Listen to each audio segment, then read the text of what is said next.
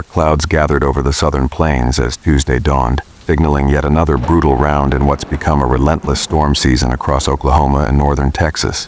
What followed was a violent system tearing through communities with hurricane-force winds, blinding rain, and hail the size of golf balls. Within minutes, towns were brought to a standstill. From rural highways to city streets, the atmosphere turned dangerous so fast that even prepared residents were caught by surprise.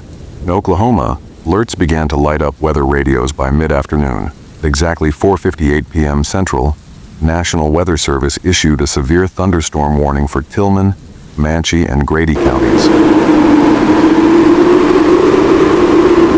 This wasn't just another spring storm. Reports warned of wind gusts up to 70 mph and hail measuring nearly 1.5 inches in diameter. Storms were racing northeast at nearly 55 mph, fast enough that outdoor warnings gave little time to seek cover. Residents in Lawton, Chickasha, and Duncan were told to brace for impact. Neighborhoods like Geronimo and Marlow, emergency sirens wailed as families rushed to basements and storm shelters. Get off the porch! Get off the porch! Get off the porch! I'm fine. Storm slammed through fast, leaving widespread damage behind. Power lines were downed, roads were blocked by twisted tree limbs, and early flooding was reported as sheets of rain hammered already soaked ground. Across the state line in Texas, recovery had already begun from a system that struck late Monday. Wichita Falls, already soaked from days of rain, a direct hit. Hail slammed into cars, and winds peeled metal awnings off businesses. It came so suddenly, residents said it was like flipping a switch from calm to chaos. In Sycamore Street, the Jimenez family was setting up dinner when a bolt of lightning struck just 2 houses down, sparking a small fire. Thankfully, firefighters arrived quickly. In another part of town, a grain silo collapsed from wind pressure, scattering corn across the road like yellow marbles.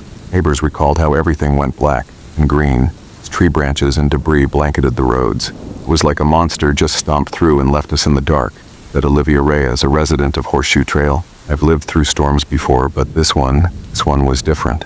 By morning, recovery crews were out clearing the wreckage. Interstate 44 near Randlet was shut down temporarily as emergency teams cleared mangled traffic signs and a toppled semi-truck. Meanwhile, over in Oklahoma City, residents braced as another cluster of storms approached.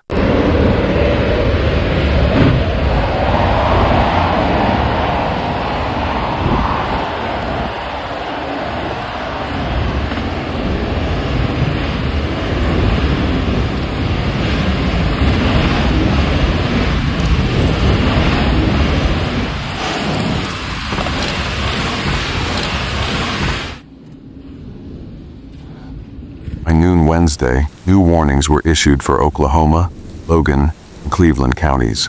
Meteorologists warned of rotating cells, some showing signs of possible tornadic activity. Storms barreled through neighborhoods like Moore, Edmond, and Norman. Students at the university took shelter in parking garages and stairwells. Residents on the west side of Norman described wind so intense it sounded like a train ripping through the trees. Despite the chaos, communities responded with grit.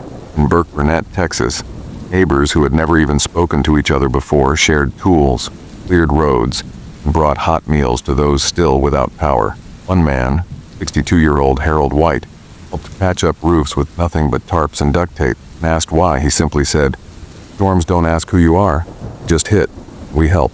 On a quieter note, Sarah Lopez, a local musician, sat on her porch with no electricity, strumming a soft tune on her banjo. "The sky took the power," he laughed. "It didn't take the calm."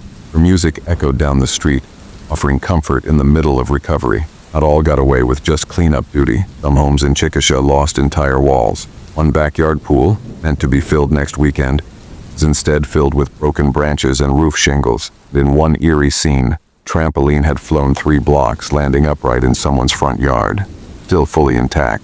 While the skies are quieter now, forecasters warn this pattern is far from over. National Weather Service continues to track new storm cells brewing west of Amarillo. Conditions remain unstable, and more watches may be issued over the next 48 hours. Early summer across the southern plains is often volatile. This year is proving no different. Preparedness and neighborly support remain key as the threat lingers. From Lawton to Wichita Falls, from Moore to Burke Burnett, these storms remind us how fast life can flip, how strong communities can be when it does. Thank you for watching. See you in the next video.